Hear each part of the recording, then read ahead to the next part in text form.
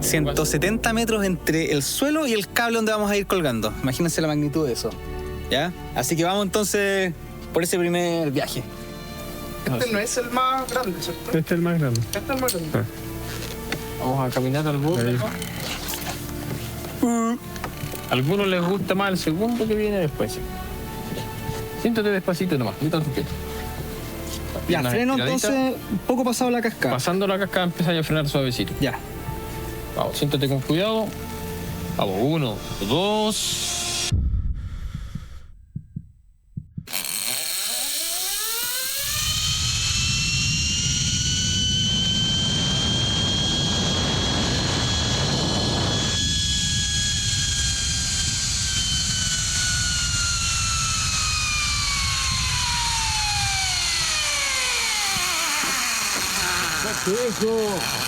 Arriba. Buena.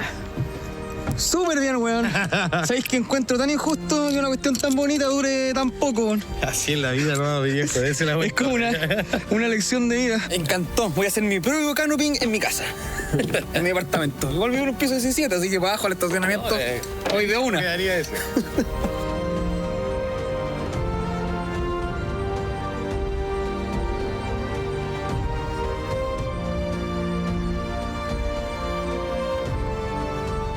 Ya hicimos el primero de los tramos, que es el que tiene la cascada, que es quizás el más bonito, nos cuentan acá, pero no más el más interesante, porque el segundo es más largo aún, más intenso, y vamos por esa ahora.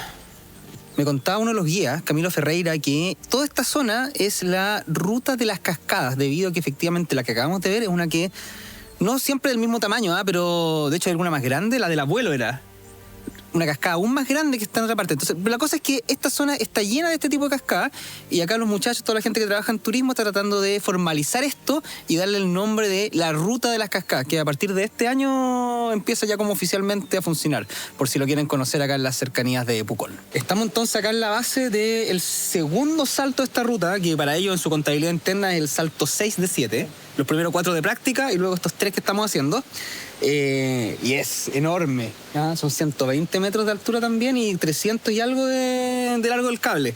Y la vista es mucho más despejada también, así que va a estar intenso. 120 metros de altura Y 390 de largo. Aquí la cascada empieza a caer aquí al lado. ¿Dónde empiezo a frenar más o menos? Como a la mitad más o menos. Ya, porque va rápido, ¿no? Sí. Ya. 1, 2, 3.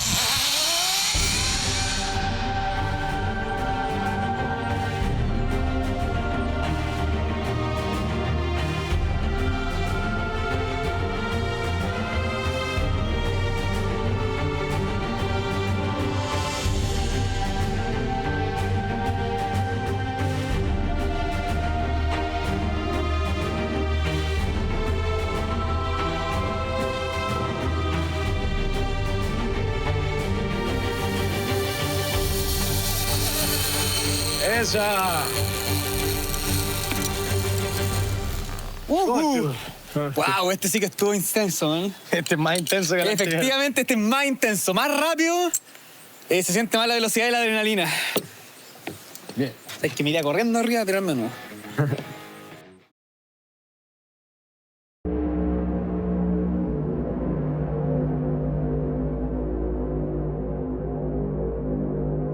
Llegué al punto, yo creo que más importante de esta ruta. A partir de este momento, el camino se divide en 2 senderos diferentes. El primero de ellos, que desciende un poco y nuevamente se conecta con el río, nos lleva a las cascadas, a la cascada de San Juan. Y el segundo de ellos, ese que está hacia allá, es el que va hacia el Cerro La Cruz. Primero el Cajón del Muerto, luego el Cerro La Cruz. Y ese fue el sendero que tomé el año pasado cuando vine para ir y subir en busca de la nieve. Porque normalmente de acá hacia arriba, en invierno, ya entrado el invierno, está siempre nevado. En esta ocasión, este viaje que fue un viaje más de prueba, de conocer los equipos nuevos, etc., vamos a ir hacia las cascadas. Pero por suerte nos queda el registro de lo que fue la experiencia del año pasado, ahí, una ascensión invernal.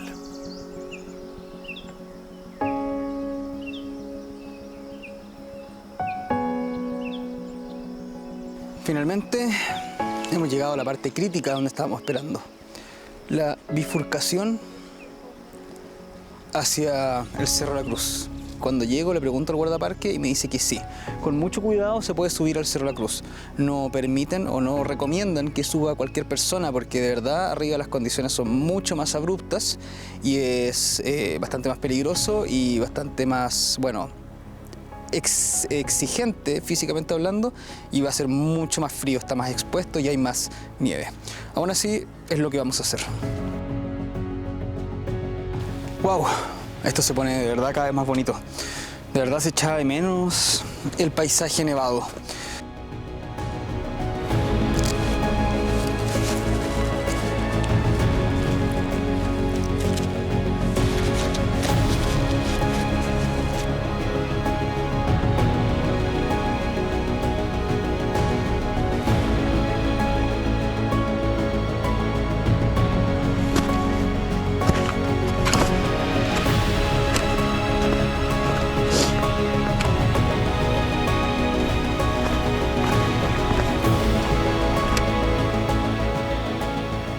Gente, finalmente llegamos al mirador prometido.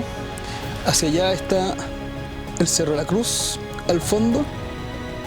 Y para este otro lado, la quebrada de Macul. Como les dije, el valle por donde drenan las aguas de esta cuenca. Toda esta nieve, cuando se derrita eventualmente, va a ir a parar por ahí para abajo. Y bueno, hay más gente además.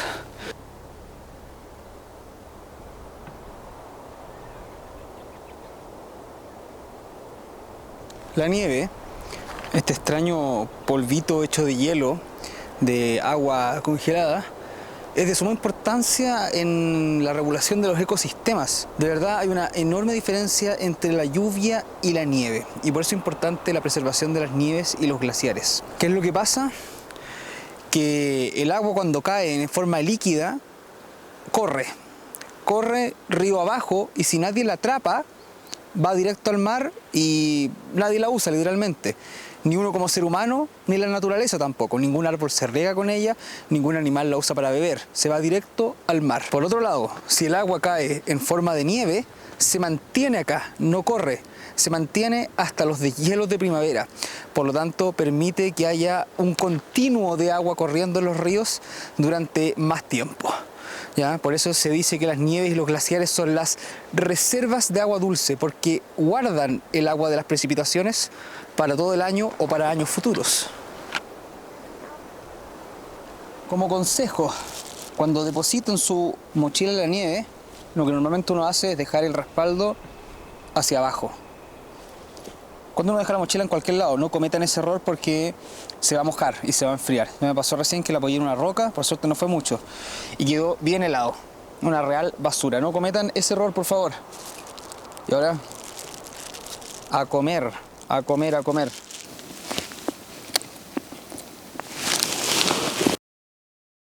Y ahora, a volver. Llegamos a donde queríamos, se disfrutó la velada. Recuerden que vinimos por un solo día, o sea, por el día, mejor dicho, obviamente, y ahora por lo tanto un seguro regreso a casa. Recuerden que llegar al lugar donde uno va es recién la mitad del camino y que la mayoría de los accidentes ocurre en bajada, así que con harto cuidado nos vamos.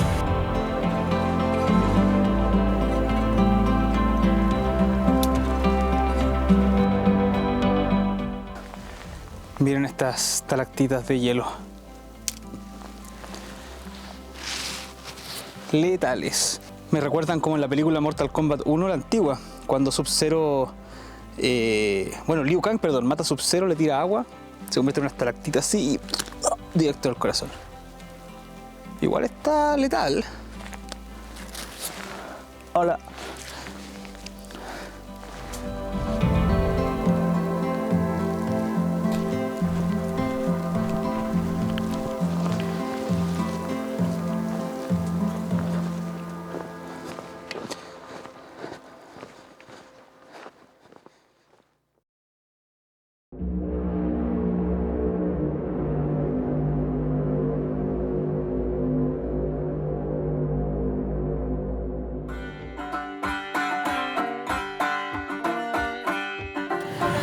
Listo, para la actividad que vamos a hacer hoy en búsqueda del Moai sumergido, lo que vamos a hacer es lo siguiente. El bote va a fondear, es decir, que se va a amarrar a una línea, a una cuerda que está sujeta al fondo del mar, a 16 metros. Vamos a bajar por esa cuerda, por ese cabo, y después hay que bajar 6 metros más hasta el Moai.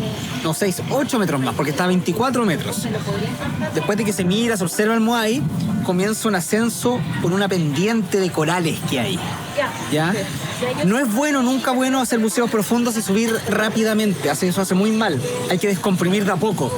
Por lo tanto, ir subiendo lentamente por esta pendiente es lo mejor que uno puede hacer sin duda. Una pendiente de coral que es muy bonita. Dicen que no hay muchos peces de color ni nada muy de ese estilo, pero los que hay son endémicos de ahí y además disfrutar de los corales. El famoso Moai sumergido, por más grandilocuente que suene, lamentablemente no estamos hablando de un Moai ancestral que cayó al agua, uno se imaginaría eso, ni tampoco que fue transportado al agua. Estamos hablando de un Moai moderno. Nuestro guía nos contaba que fue un familiar suyo quien construyó un Moai con materiales modernos, con cementos, con piedras, arenas modernas, y lo depositó en el agua en honor a su abuelo. Por lo tanto, esto que vamos a visitar ahora es un Moai medianamente moderno. Ahora la pregunta es, y es una pregunta que igual vale la pena hacérsela: si los Moai antiguos fueron construidos por alguien y depositados en el lugar donde están por alguien, un Moai hecho por alguien y depositado en un lugar por alguien, ¿tiene más o menos valor? El hecho de que sea moderno, ¿le quita o le da valor? O al revés, piénselo ustedes de esta manera, mejor dicho. Quizás este es el último Moai construido por un Rapa Nui.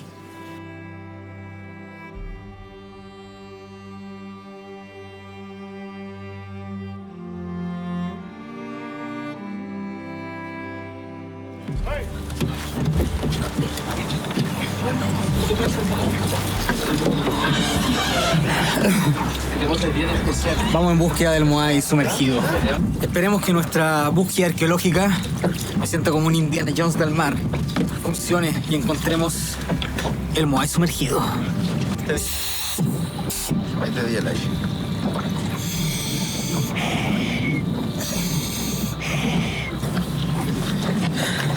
Estamos listos entonces para hacer el proceso de inmersión e ir en búsqueda del Moai. Para una, para dos, ya sé.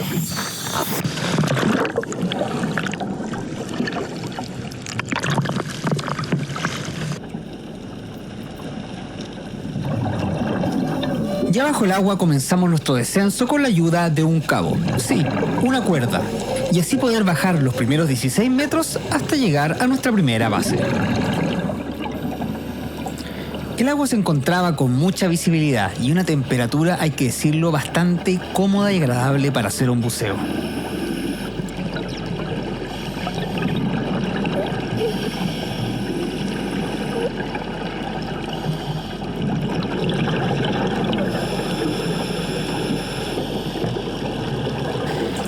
Al llegar al fondo comenzamos inmediatamente a dirigirnos hacia el Moai, pasando por algunos arrecifes junto a pequeños peces que nos acompañaron durante nuestro camino.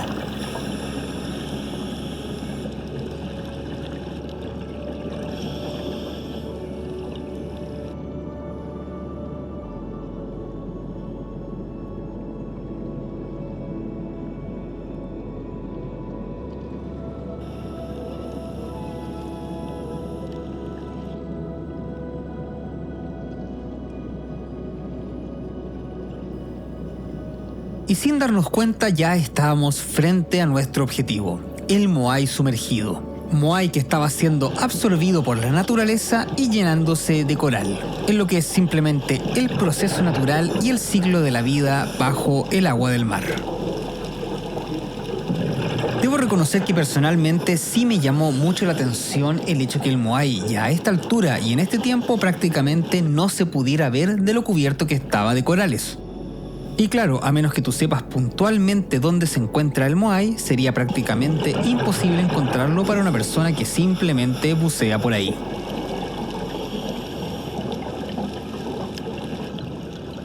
Después de un buen tiempo de buceo y tomando en cuenta la cantidad de aire que nos quedaba dentro de nuestras botellas, llegó el momento de iniciar nuestro regreso a la superficie.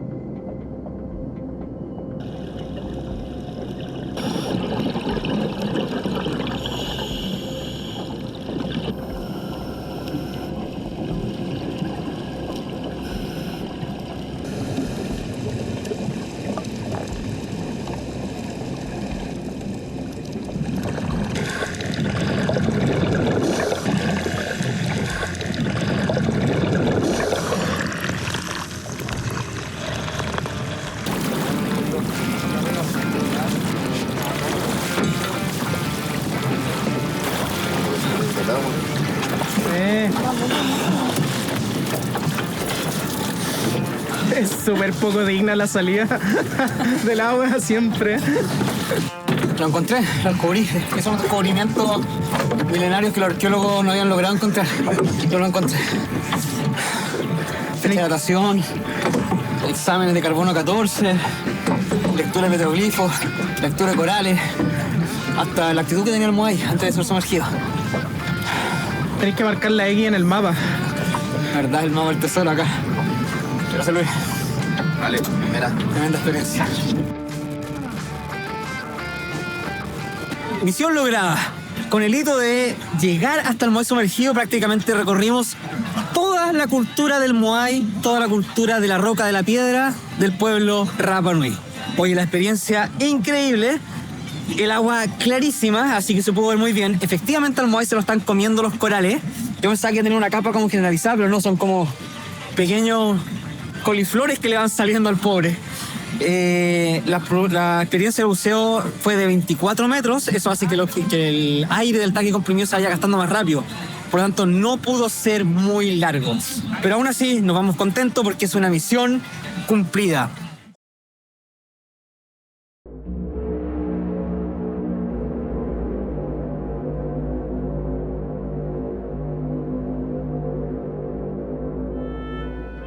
Y comenzamos ahora sí que sí el trekking por la Sierra Nevada, que como ven no tiene nada de nieve porque la nieve está más arriba, dependiendo de cómo estén las condiciones, es hasta donde podremos llegar. Esta sierra tiene 3 miradores, nuestro objetivo es alcanzar el segundo y dependiendo cómo estén las horas después vamos a subir un poquito más para luego devolvernos. Ya, nuestro objetivo es llegar al segundo mirador y también poder ver lo que más se pueda. Así que vamos por esta caminata. Bueno, consideraciones generales para hacer un trekking como este. Número 1, tener bastante cuidado con la época del año en el que se quiera hacer, porque en verano puede ser un trekking completamente, simplemente de bastones, buenos zapatos y eso basta. Ojo cómo se va poniendo el tiempo atmosférico más arriba, porque las condiciones pueden cambiar, puede ser un viento que puede ser bastante fuerte, entonces hay que tener cuidado con ese tipo de cosas. No así en invierno, que ya es un trekking invernal de media y alta montaña directamente desde que uno se baja del auto, entonces hay que venir con raquetas, quizás con equipo de randonnée, con equipo técnico y bueno, por eso mismo esas consideraciones nuevamente nos recuerda lo importante que es venir con un guía, sobre todo en invierno donde todo eso está cubierto de nieve y sí o sí necesitas de alguien que sepa el camino.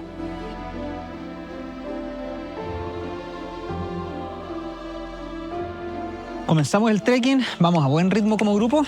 La primera parte de este trekking es mucho árbol, mucho bosque, lo cual nos da sombra y protección y el fresco necesario, así que sigamos en esta.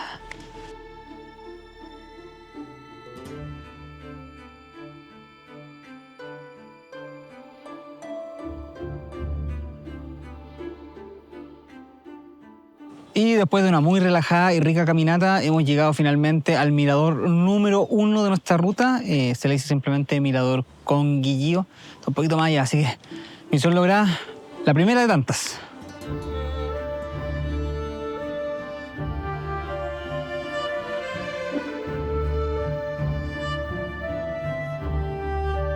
Tres minutos de pausa para desabrigarnos y continuar.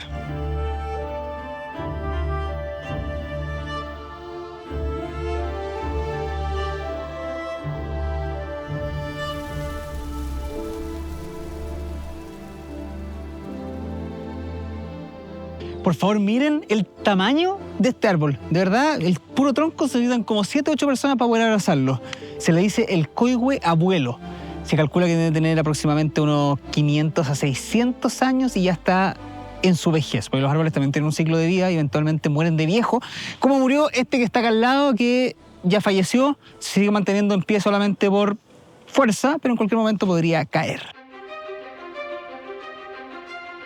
Hemos subido casi 300 metros y ya empiezan a aparecer los primeros manchones de nieve. Todavía es bien poquita, pero debería ser cada vez más a medida que subimos. Bueno, tomamos un pequeño break acá en la zona de descanso. Una cosa llamativa de acá es que dice bosque mixto de coihue y araucaria. Y el coihue lo hemos tenido todo el camino, pero acá reaparece, según lo que nos contaba Javier el guía, la araucaria vuelve a aparecer acá, porque en toda la zona que ya hemos caminado había mucha sombra y la araucaria necesita sí o sí mucho sol. Entonces acá que vuelven a llegar los rayos de sol, vuelve a aparecer este árbol y se convierte en un bosque mixto. Buena tirada nos pegamos, buen cardio se necesitó. Y ya estamos a punto, debería estar como a 2-3 minutos de distancia de acá. El segundo de los miradores, el mirador Los Cóndores.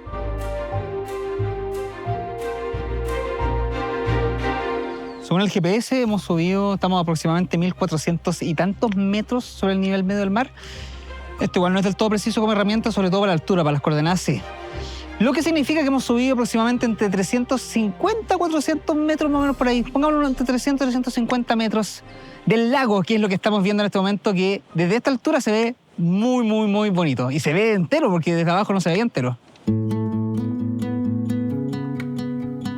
Desde este mirador sí que se ve bonito acá. Me llama la atención lo mismo que me gustó abajo, caleta, porque se ve el color del lago, que es una tonalidad, luego el verde del bosque, que es otra tonalidad, y luego el blanco de las montañas. Entonces son como 3 colores, pero los 3 en una sola postal. El Parque Nacional Conguillío tiene aproximadamente un poco más de 60.000 hectáreas, de las cuales cerca de 20.000, 19.000 y algo, son de bosque de araucaria, lo que habíamos hablado de los bosques. Este árbol de araucaria es bastante característico y típico de acá, y muy importante también porque es un árbol milenario. No solamente vive miles de años, se demora mucho en crecer, sino que es un árbol muy antiguo como especie. Mira, me arriesgo, fácilmente se puede decir que no es el árbol que viva más sobre la faz de la Tierra. Existen otros, incluso el alerce, que vive mucho más. Una araucaria podría vivir hasta 2.500 años, pero sí es una, si no la más, de las especies más antiguas de árboles que hay en la Tierra. Tanto así que estas especies convivieron con los dinosaurios en algún momento de la humanidad. Y ahora nos estamos preparando para seguir más arriba en la montaña, o eso parece, porque no es así. Vamos a otro mirador, un mirador oculto que está un poco más allá y que sí que la vista es más bonita. Así que si vienen acá al segundo mirador, no se queden con el segundo mirador punto 1, quédense con el segundo mirador punto 2, que está apenas 100 metros para allá y las vistas son mejores. Efectivamente, la vista acá en este mirador 2.1 de Los Cóndores es increíble, me gusta harto porque se refleja lo que estuvimos diciendo todo el rato, o sea, la nieve, el bosque y el lago. Pero la parte del bosque llama mucho la atención porque acá se ve efectivamente la predominancia de la araucaria en esta zona. No solo las que están acá en el cerro, sino las que están también a las faldas del volcán. Oigan, como dato, la araucaria es considerada monumento natural desde el año 1991 y aunque no es una especie en peligro de extinción, sí puede ser bastante vulnerable en algunos casos, sobre todo por el tema de los incendios forestales, que la pueden acabar muy rápidamente y que lamentablemente debido al cambio climático están siendo cada vez más recurrentes, y también por episodios que pueden ser su lucha contra los pinos, que se dan mucho en esta zona, en el sentido de que las esporas de los pinos pueden viajar y empezar a predominar, o sea, empezar a proliferar en estos bosques. No pasa mucho, pero sí efectivamente es un peligro que puede ocurrir. Y también el tema que nos contaban que durante un tiempo se vieron afectadas por algunos hongos específicos que las secaron bastante, pero que ahora eso ya estaría controlado. Sea como sea, es patrimonio natural de Chile y hay que cuidarlas. Así que toda la gente que venga sea respetuosa con estos árboles milenarios porque sí que son importantes para nuestro país.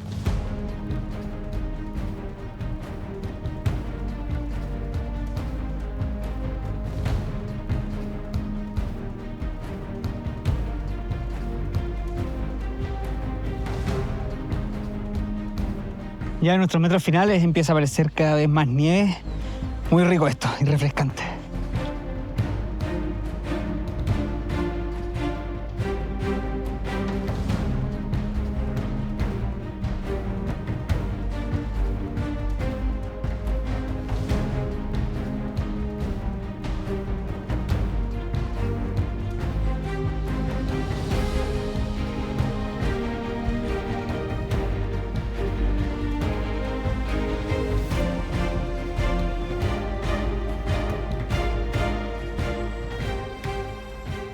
Lo logramos, está re bonita la vista acá, pero en este lugar nos vamos a quedar apenas 5 minutos, comer algo, refrescarnos y marcharnos antes que oscurezca. Pero antes de cualquier cosa, yo le quiero agradecer acá al maestro, don Javier, nuestro guía, que nos acompañó y nos instruyó todo el viaje. Tengo que reconocer que la mitad de las cosas que dije, las dijo él antes, mucho más bonito que yo. Y ahí nos fue educando, así que lo importante de los guías en las actividades outdoor, bacán. Así que tremendo maestro, gracias por la compañía. No, gracias a ti por acompañarnos, por venir a Melipeuco. Espero que hayas disfrutado este día y obviamente dejar a todos invitados a Melipeuco, la capital del trekking. Creo que la mejor manera en la que puedo hacer una conclusión de lo que he sentido en este viaje quizás es partir por una recapitulación de porque hemos visitado varios lugares diferentes y cada uno nos entregó emociones diferentes. De partida, la entrada al parque, la bajada al río y ver ahí todos los sedimentos, luego pasar por las lagunas, la Laguna Verde, la Laguna Arcoíris, increíble. Luego llegar al lago Conguilligo. La base que también se ve desde acá, claro, pero nosotros lo vimos primero desde abajo y ahora desde otra perspectiva.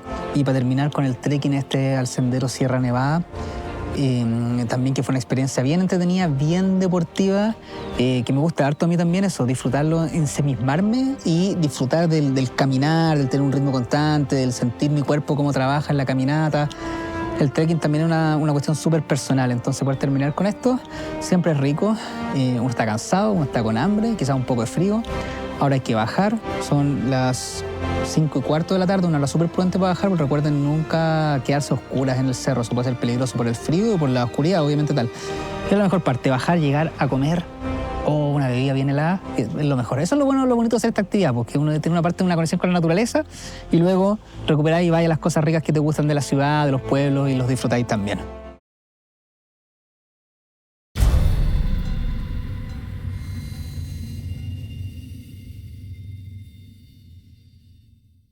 Y listo, nos cambiamos de sector, nos fuimos desde los bajos del Membrillo y ahora estamos al frente de Asmar, de los astilleros de la Armada, para ir a visitar el Caupolicán, que es un barco hundido sobre un banco de arena, donde vamos a realizar las últimas actividades. Este vendría siendo al final de cuentas el 5.º buceo, para ver ahora las habilidades de recorrer el naufragio y además hacer la prueba de buceo de profundidad.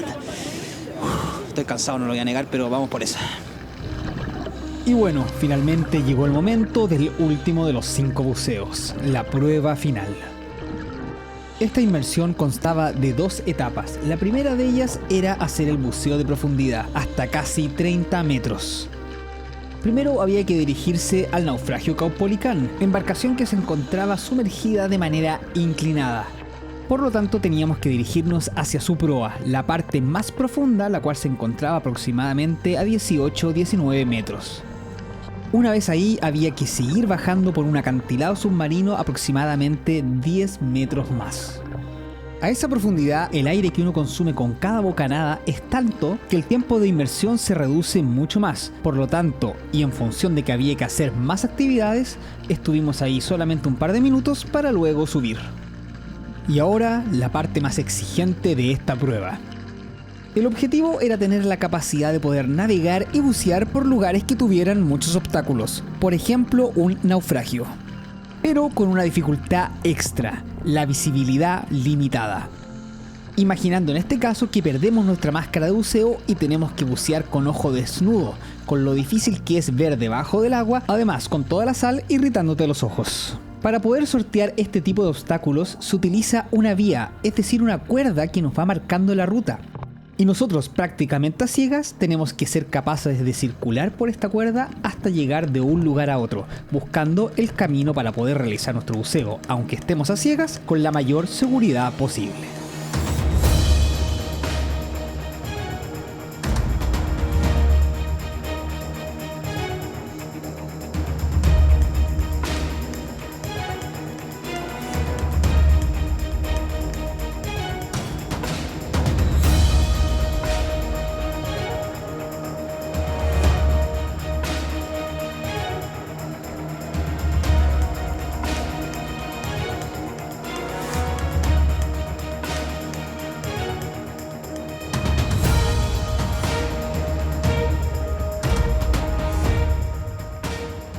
Misión lograda.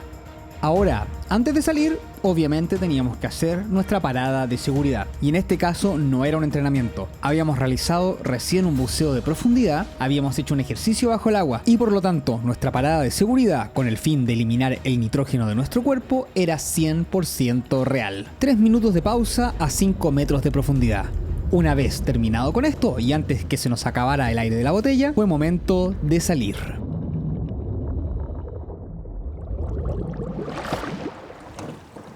Misión cumplida entonces, se logró salir del agua, todo bien, estuvo duro igual la inmersión, sobre todo la parte de hacer un seguimiento donde uno tiene que perseguir, o navegar a través de un cabo sin máscara, con los ojos llenos de agua salada. Esa parte estuvo ruda.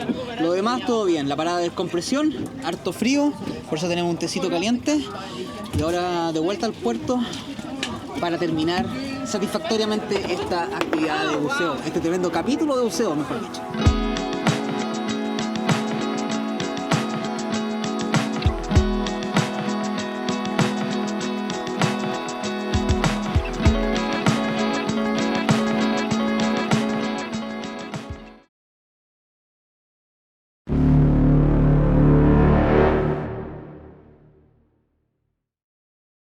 Y ahora tenemos que continuar, caminar por este acarreo y después seguir por la montaña misma hasta la cumbre. Así que se acaba el break de comida, de agüita y hay que seguir.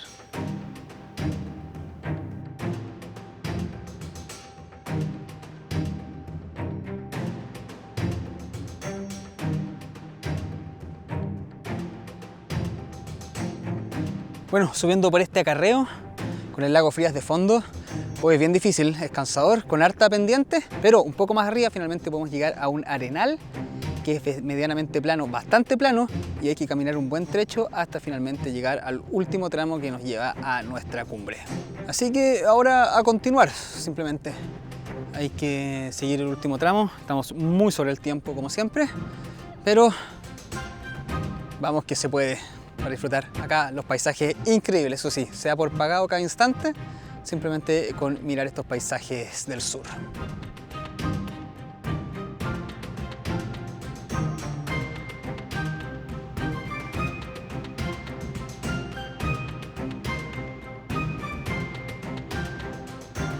Listo, subimos la parte más difícil y larga, ahora viene este arenal, una explanada bien larga donde hay que caminar y al fondo se puede ver el Rigi y el Cerro Tronador, el más alto de acá, con sus 3 cumbres y glaciares que adorna todo el paisaje. Así que ahora a bajar un poco la marcha y caminar en plano por esta zona que tiene un aspecto, hay que decirlo, bastante de Marte, como del espacio. Si no fuera por el glaciar, fácilmente se podría hacer una película acá del espacio.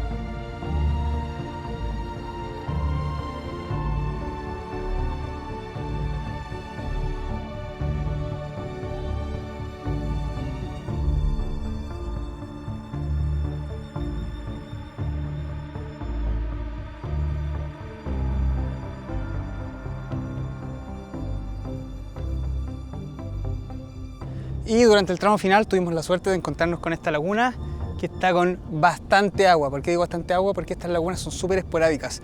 Depende mucho de la temporada, cómo estuvieron las lluvias y cómo está el calor para que se evapore el agua o no. Si es que tienen o van a tener agua o no. Y en este caso, esta por lo menos está bonita, tiene un aire bien fresquito, como que te salpica con gotitas heladas, que es muy refrescante para esto. Y obviamente está ahí el paisaje hermoso, adornado. Y tú, como dije, tuvimos la suerte de encontrarla con agua.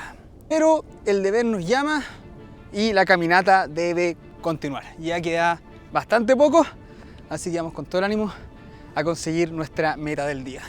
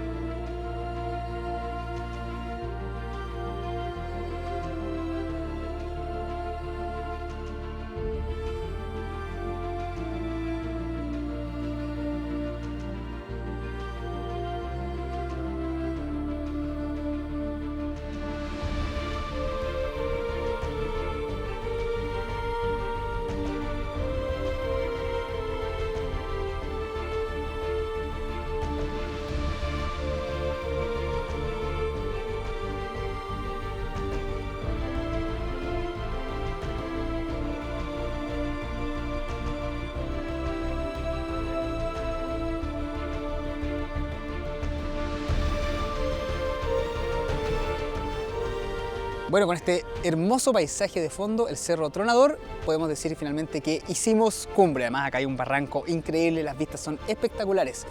1750 metros aproximadamente es lo que nos separa del mar.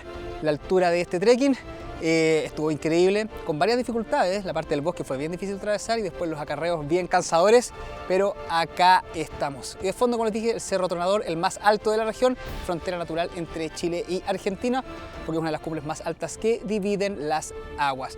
Ahí en todo su esplendor con todos sus glaciares. Ahora, un rato de descanso y luego comenzar a bajar.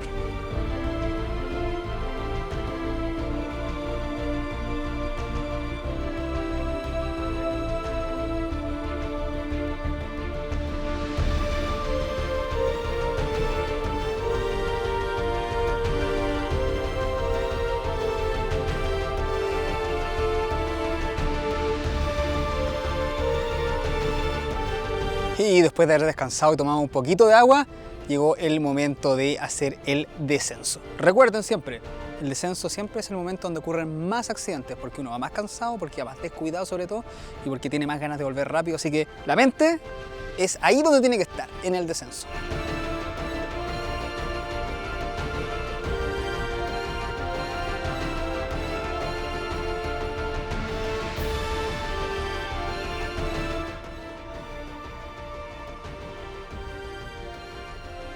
Desde la cumbre nos empezamos a despedir, comenzamos la bajada y nos veremos en el hotel para continuar con las aventuras acá en el cruce andino y en Pehuilla, que ha estado todo increíble. Gente, no olviden suscribirse, no olviden comentar y nos vemos en una próxima entrega de Entre Paisajes.